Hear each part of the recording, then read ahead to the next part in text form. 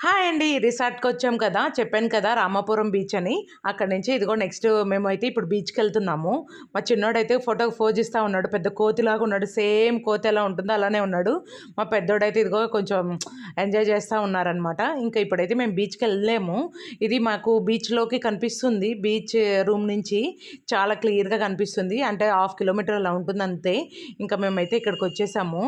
ఎంత మైండ్ రిలాక్స్‌గా ఉంది. ఇంట్లో ఉంటే ఎప్పుడు ఆ వర్క్, ఈ వర్క్ అది ఇది అని అనిపిస్తుంది కదా! అలా కాకుండా అప్పుడప్పుడు మైండ్ రిలాక్స్ కోసమైనా ఇలా కొంచెం పీస్‌ఫుల్‌గా ఉండే ప్లేసెస్ చూస్తే చాలా బావుంటుంది. ఇక్కడైతే అసలు నిజంగా బీచ్‌లో చాలా బావుంది.